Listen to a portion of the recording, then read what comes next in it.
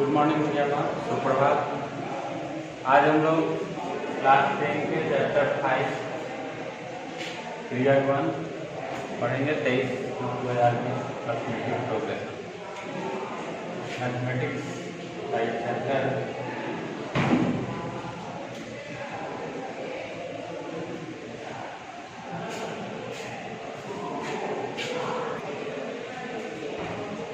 Mathematics है।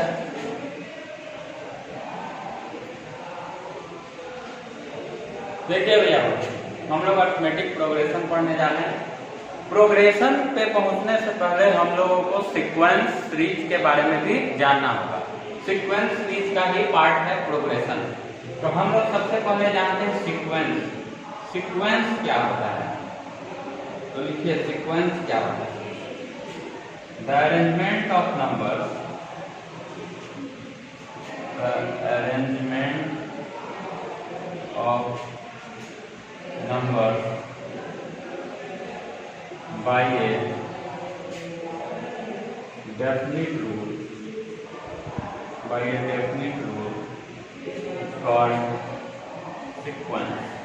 किसी definite rule के अंतर्गत अगर हम नंबर का अरेंजमेंट करते हैं तो वह क्या कहलाता है? सीक्वेंस कहलाता है।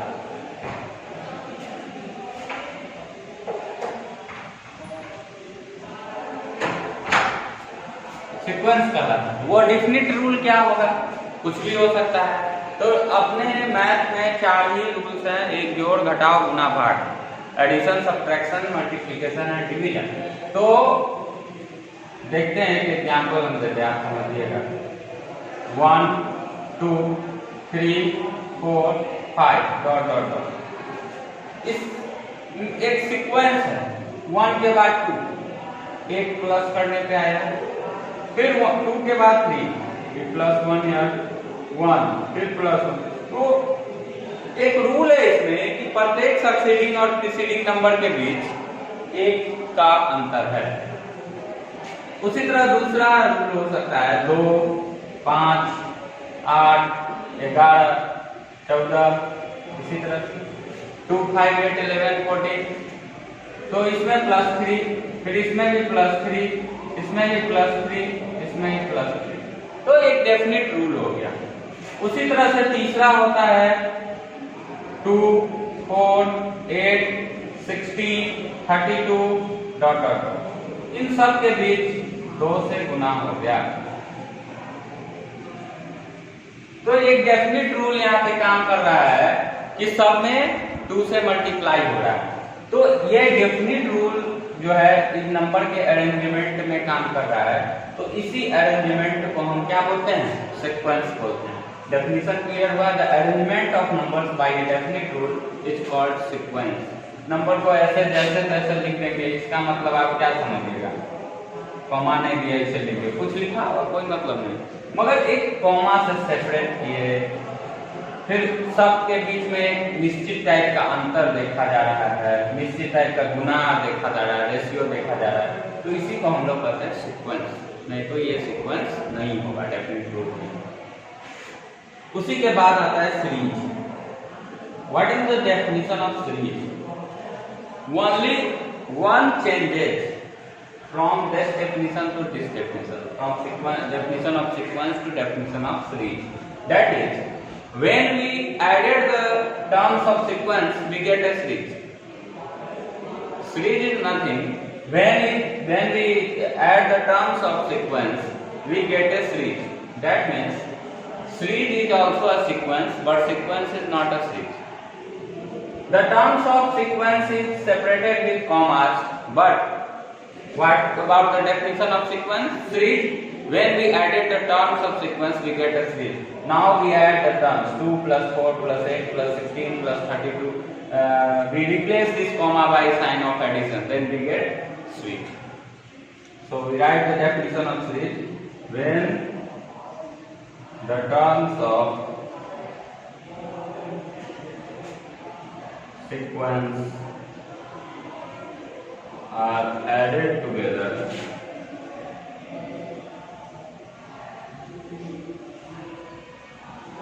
it becomes 3. वह सीरीज बन जाता है जब जोड़ देते हैं। तो उसी एग्जाम्पल को हम लिख लेते हैं। पहला 1 + 2 + 3 + 4 + 5 + डॉट डॉट, ये सीरीज बन गया। दूसरा 2 + 5 + 8 + 11 + 14, ये सीरीज बन गया। तीसरा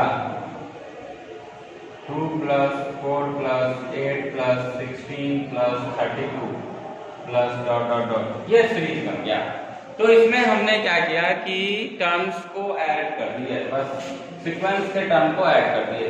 अब एक चीज यहाँ देखिए भाई, ये जो 3 लिखे, एक चौथा एग्जाम्पल हम यहाँ लिखेंगे 1 + 2 + 3 + 4 + 5, बस यही रुक गए। इसमें भी रुक जा सकते थे। तो ये जो डॉट डॉट डॉट है, डॉट डॉट डॉट का मीनिंग होता है एंड सो ऑन। बहुत अच्छा नाम दिया, एंड सो ऑन, मतलब बस यहीं पे रोक दो, आगे और भी। मतलब 5 तक ही नहीं खत्म हुआ, और बढ़ेगा। कहाँ तक बढ़ेगा? तो जितना नेचुरल नंबर होगा उतना बढ़ सकता है, जो अंतर पे बढ़ते हैं।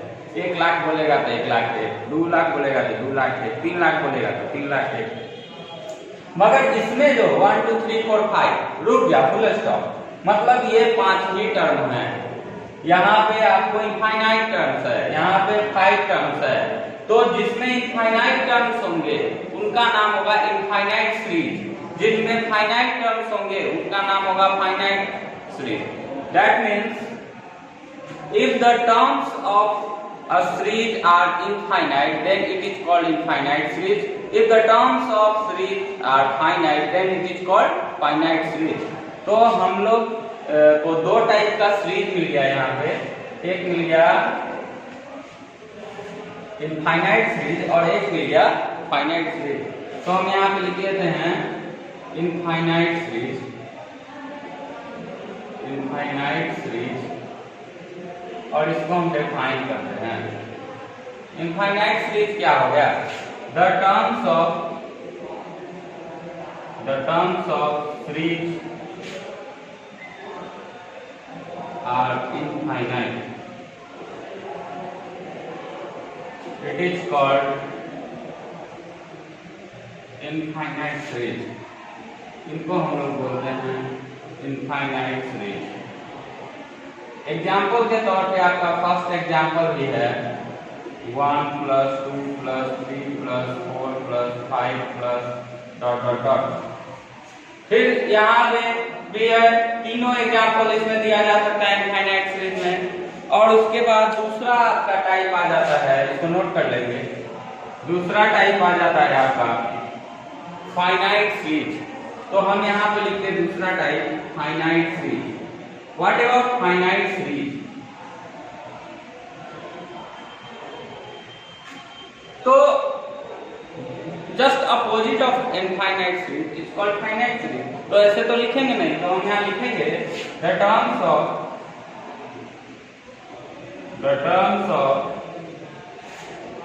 series are finite,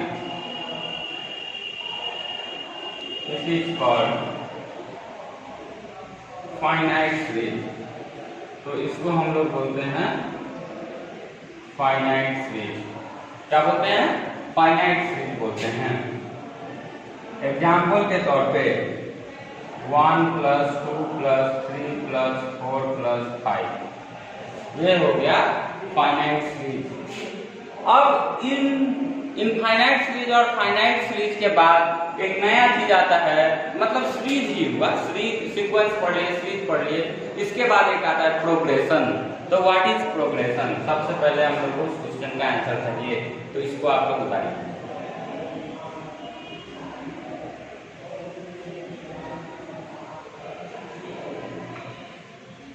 what is progression? तो प्रोग्रेशन एक सबसे पहले हमारा क्वेश्चन हो गया what is progression.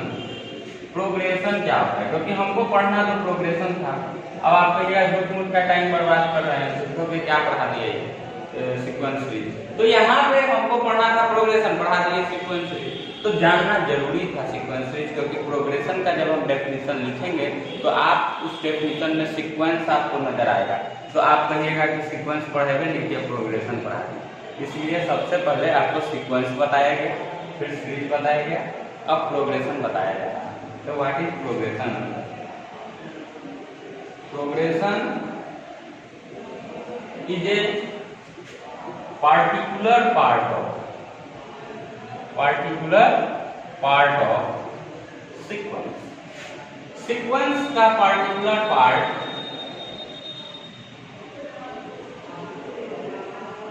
Progression is a particular part of sequence. Sequence जो है प्रोग्रेशन जो है सीक्वेंस का पार्टिकुलर पार्ट है। अब उसमें रूल बहुत सारा होगा, प्लस माइनस डिवीजन मल्टीप्लिकेशन, उसमें से कुछ रूल्स जो होंगे वो इसमें शामिल हो जाएंगे, प्रोग्रेशन में शामिल हो जाएंगे, उसको प्रोग्रेशन के अंतर्गत शामिल किया गया। There are 3 types of progression. There are 3 types of progression. Progression के कितने टाइप हो गए? 3 टाइप हो गए। पहला अरिथमेटिक प्रोग्रेशन,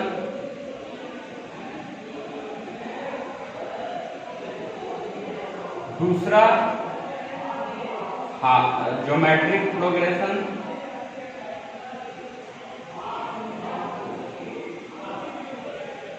तीसरा हार्मोनिक प्रोग्रेशन।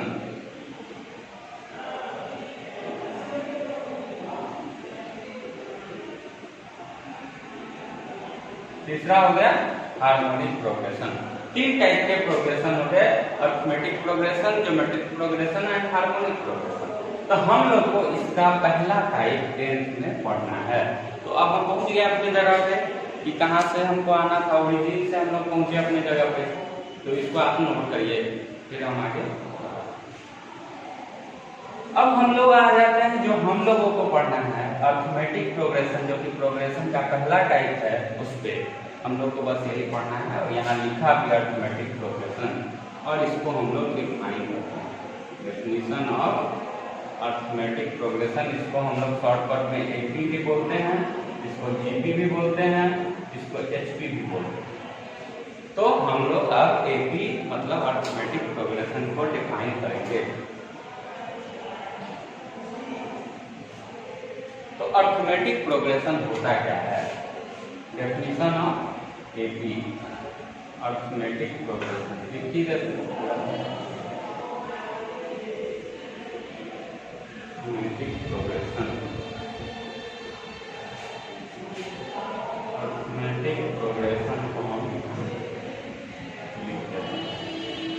अरिथमेटिक प्रोग्रेशन क्या होता है? तो प्रोग्रेशन है, सीक्वेंस का पार्ट है, तो अरेंजमेंट ऑफ नंबर तो होना ही है। तो इसमें भी हम वही लिखेंगे, the arrangement of numbers, the arrangement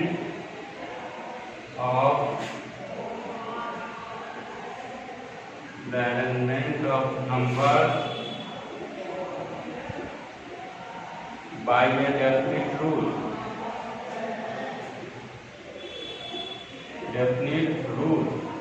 in which difference between two consecutive terms, 2 लगातार पदों के बीच का डिफरेंस जब भी निकालेंगे एक समान होगा। 2 consecutive terms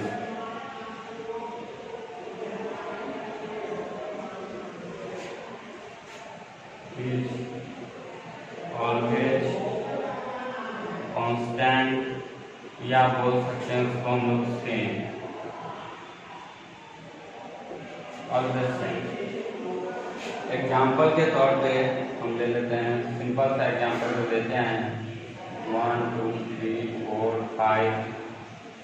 इसी में 1 + 2 + 3 + 4 + 5 लिख देंगे तो वो बन जाएगा अरिथमेटिक सीरीज, ठीक है। और ये बन गया अरिथमेटिक प्रोग्रेशन, क्योंकि प्रोग्रेशन सीक्वेंस का पार्टिकुलर पार्ट है, इसलिए कॉमा से सेपरेशन। अगर यही कहीं पे आपको दे देगा 1 + 2 + 3 + 4 + 5 + ... तो इसको आप पुकारिएगा अरिथमेटिक सीरीज। सीरीज, क्योंकि प्रोग्रेशन सीक्वेंस का पार्ट है इसलिए कॉमा से सेपरेशन हुआ, और कॉमा जब प्लस में बदल जाता है तो वह सीरीज बन जाता है, इसलिए प्रोग्रेशन हटा के क्या लगा दिया सीरीज। तो कहा गया था कि प्रोग्रेशन एक पार्टिकुलर पार्ट है, तो प्लस वाला को फॉलो कर रहा है, माइनस वाला को फॉलो करेगा, तो इनमें भी होगा माइनस प्लस पे। जैसे यहाँ देखिए दूसरा ये हो सकता है 10 5 0 -5 -10 ... तो इसमें क्या हो गया -5 -5 तो एक डेफिनिट रूल काम कर रहा है इसके बीच। जैसे तीसरा एग्जांपल हम लोग ले लेते हैं, इसमें ये अलग से ले लेते हैं, एक्सेप्शनल केस और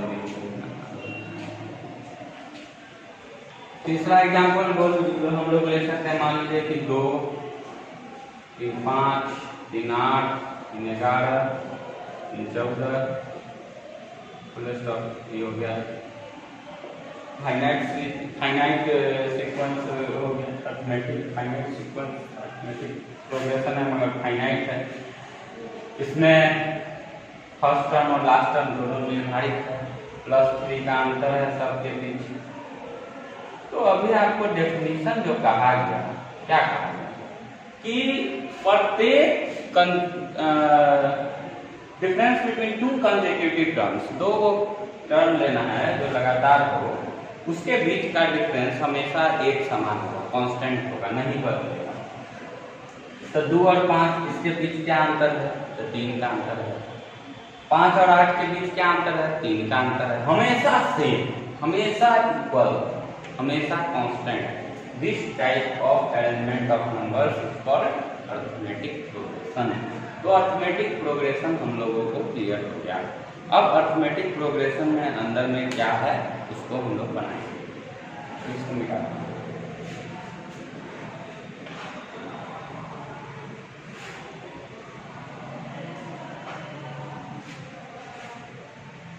कुछ एग्जांपल्स हम लोग देखते हैं, जैसे सिंपल सा एग्जांपल जो लेते आए,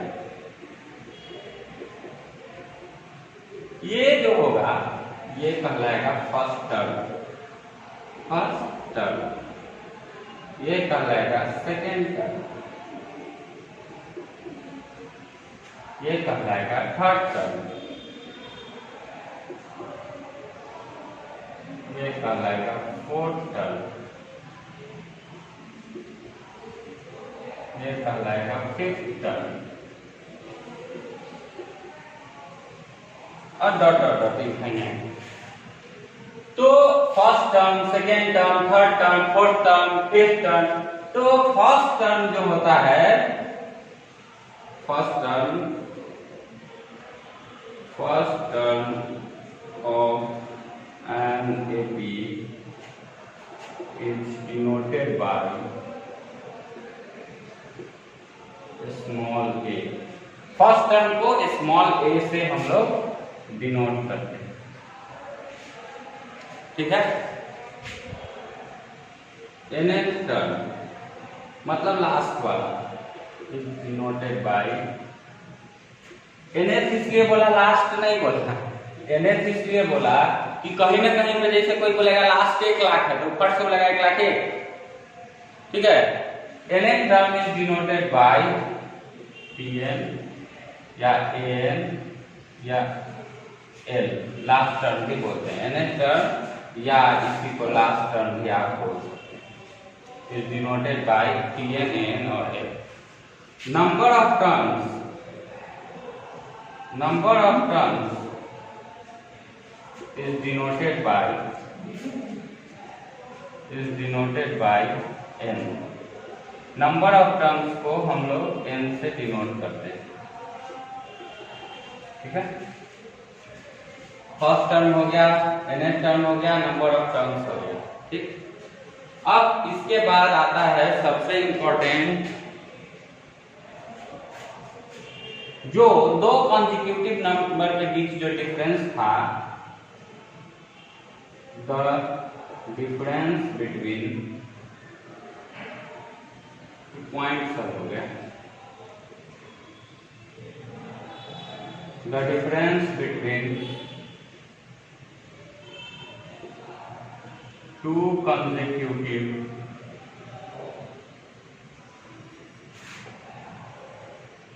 terms is constant या सेम, यही ना लिखे थे।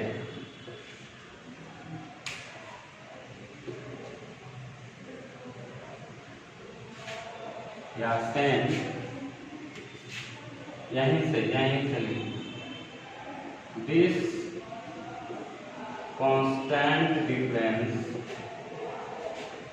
is called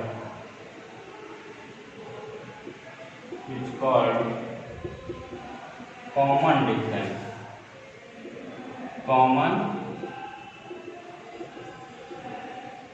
This difference is called common difference of an AP के कॉमन डिफरेंस के रूप में जाना जाता है। तो फर्स्ट टर्म को A से, सेकेंड टर्म को A2 से, A1 मान लीजिए। जब से फर्स्ट टर्म की बात होगी, now we denote first term by A।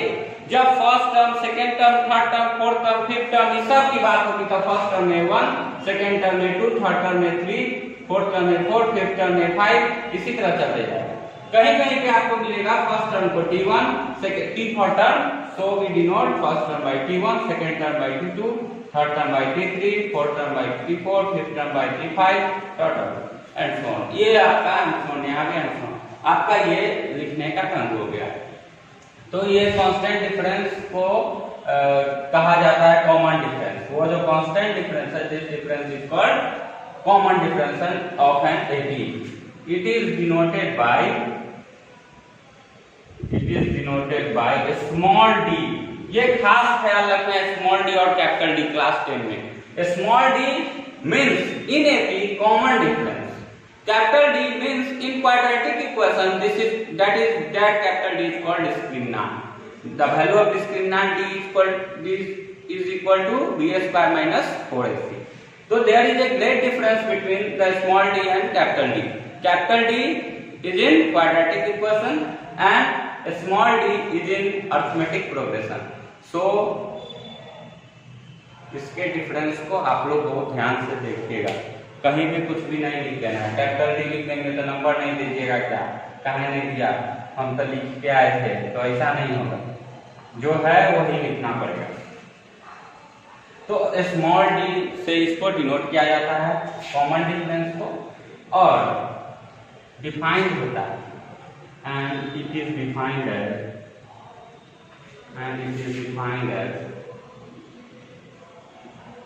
mathematically,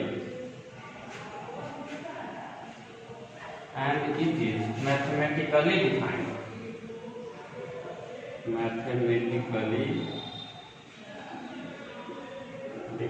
as mathematically इसको डिफाइन किया जाता है। कैसे देखते हैं, D equal to second term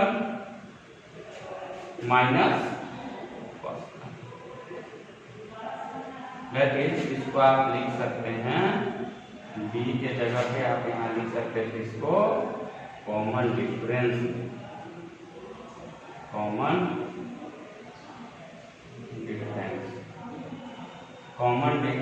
D equal to second term minus first term. या इसको आप लिख सकते हैं D इक्वल टू, क्या लिख सकते हैं बताइए, सबका साइन लिख लीजिए, D equal to T2 minus T1। ये हो गया कॉमन डिफरेंस का फॉर्मूला। तो आपके क्वेश्चन में कहेगा बना दीजिएगा। तो D निकालने आ गया, इसको मिटा दें। अब हम लोग को जानना है कि AP है कि नहीं दिया हुआ टर्म कैसे पहचाने। तो AP है कि नहीं दिए हुए सीक्वेंस, दिया हुआ सीक्वेंस AP है कि नहीं, प्रोग्रेशन तो होगा, सीक्वेंस तो होगा, मगर AP है कि नहीं, अरिथमेटिक प्रोग्रेशन है कि नहीं, इसको वेरीफाई तो हो जाए भाई। तो उसके लिए कम से कम हमको 3 टर्म्स चाहिए। There are minimum 3 terms are required for verified AP। तो हम लिखते हैं verification of an AP, verification of an AP, AP का वेरिफिकेशन। तो if T1, T2, T3 are in AP, then जब AP में है तब T2 माइनस T1 बराबर होना चाहिए T3 माइनस T2 के। अगर आप A1, A2, A3 मानते हैं तो A2 माइनस A1 बराबर होना चाहिए A3 minus A2। That is second term minus first term equal to होना चाहिए third term minus second term. ये होना चाहिए उसमें second term third term minus second term. अगर ये हो जाता है तो AP में होगा, अदरवाइज नहीं होगा। जैसे हम एग्जाम्पल के तौर पर 2 को लेते हैं, एक लिए 1, 3, 5 तो AP में चेक करिए, दूसरा 1, 5, 1, 5, 7 तो AP में चेक करिए। तो यहाँ T1 हो गया 1, T2 हो गया 3, T3 हो गया 5। वेरीफाई करने के लिए हमको क्या करना होगा, T2 माइनस T1 बराबर करना होगा T3 माइनस T2। तो हम यहाँ लिखे 3 माइनस 1 इक्वल टू 5 माइनस 3, तो मिला 2 इक्वल टू 2। तो ये AP में हो गया, यहाँ वेरीफाई हो गया। AP हम वेरीफाई करें, यहाँ पे लिख दिया हमने वेरीफाई। अब इसको देखते हैं, यहाँ पे T1 इक्वल टू हो गया 1, T2 इक्वल टू हो गया 5, T3 इक्वल टू हो गया 7। तो अब लिखें यहाँ T2 minus T1 equal to T3 minus T2, 5 minus 1 equal to 7 minus 5, 4 equal to 2। ऐसा कभी संभव है? तो यहाँ ई नॉट इक्वल हुआ नॉट इक्वल, तो ये हुआ नॉट वेरीफाइड, वेरीफाई नहीं हुआ। तो यहाँ लिखेंगे not in AP, not in, ये AP में नहीं हुआ। तो वेरिफिकेशन कैसे करना है ये आप समझ चुके, तो वेरिफिकेशन भी आप कर लीजिएगा। मतलब पहला जो एक्सरसाइज होगा 5.1 उसमें वेरिफिकेशन करना है। कुछ न्यूमेरिकल्स हैं जिसको वर्ड प्रॉब्लम में पढ़ करके समझना है कि AP में है कि नहीं। अगर आपसे कोई पूछता है कि रिक्शा वाला जो है जब हम लोग बैठते हैं तो उस समय 10 रुपया लगता है 1 किलोमीटर का, बाकी एडिशनल किलोमीटर पे 3-3 रुपया बढ़ते जाता है, तो AP हो जाएगा। जैसे हम ऑटो में बैठते हैं तो फिक्स चार्ज 10 रुपया, ठीक है 10 रुपया देंगे, मगर जब ये हम 1 किलोमीटर तक जाते हैं फिक्स चार्ज 10 रुपया ऑटो में बैठने का 10 लेगा, फिर 1 किलोमीटर का 3 रुपया, पर additional kilometre it takes 3 rupees more. तो वहां पे आपका क्या हो जाएगा, 10 आपसे 13 रुपया ले लिया, फिर 16 रुपया ले लिया, फिर 19 रुपया ले, तो 10 आपका फर्स्ट टर्म है। पहला फर्स्ट किलोमीटर पे फिक्स चार्ज है कि 10 रुपया लगेगा, उसके बाद एडिशनल किलोमीटर पे 3-3 रुपया। तो आप 1 किलोमीटर गए तो आपको 10 रुपया, ए का वैल्यू 10, फिर उसके बाद आप बढ़ रहे हैं, फर्स्ट टर्म 10 हो गया, फिर बढ़े 3 हुआ 13, फिर बढ़े क्या हुआ 16, फिर 19, तो 3-3 का अंतर ये AP में होगा। उसी तरह सिंपल इंटरेस्ट जो होता है AP में होता है, बट कंपाउंड इंटरेस्ट AP में नहीं होता। सिंपल इंटरेस्ट में आपका प्रिंसिपल हमेशा सेम होता है, सिर्फ आपका जो होता है इंटरेस्ट बढ़ता रहता है, तो वो आपका कॉमन डिफरेंस हो जाएगा। प्रिंसिपल आपका सेम है तो वो आपका क्या हो जाएगा, वो आपका फर्स्ट टर्म हो जाएगा। मगर कंपाउंड इंटरेस्ट में आपका प्रिंसिपल ही बदल जाता है, तो जब आपका फर्स्ट टर्म ही हर साल बदलेगा तब तो नहीं ना होगा AP। तो इसीलिए हम लोग AP को वेरीफाई करना सीखे और AP के बारे में भी जाने। अब हम एक चीज और बता देते हैं आपको, तब आप फर्स्ट 5.1 एक्सरसाइज आप बना पड़िएगा।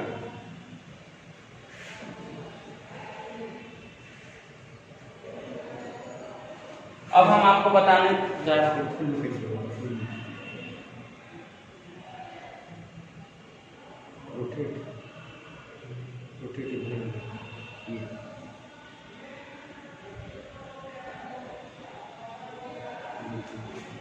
तो अब हम आपको बताने जा रहे हैं क्वेश्चन, जिसको आप बनाइएगा। देखेंगे यहाँ ऐसे, इफ an बराबर 2n plus 1.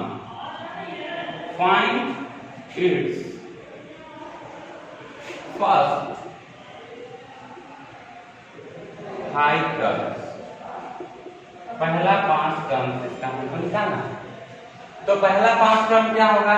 A1, A2, A3, A4, A5।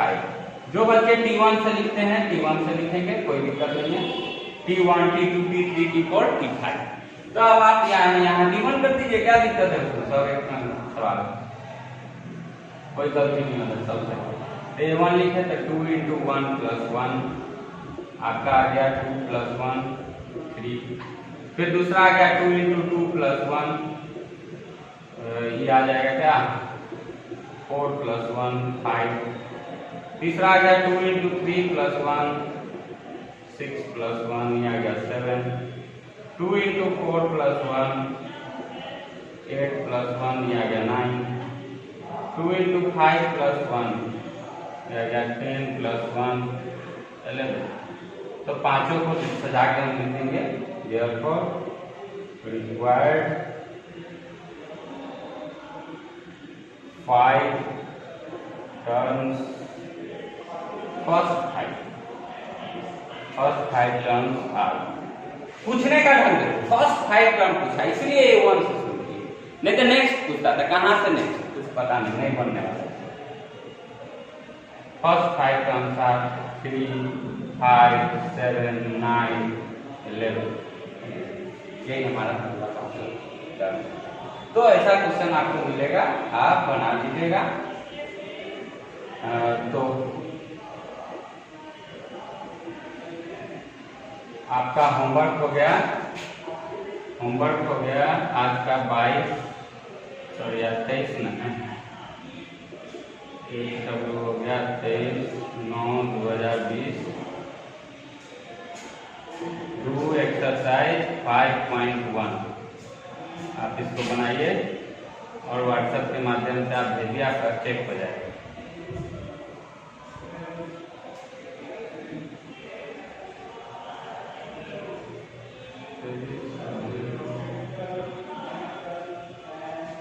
ठीक है, हम लोग फिर अगले क्लास में 5.2 एक्सरसाइज के साथ मिलते हैं।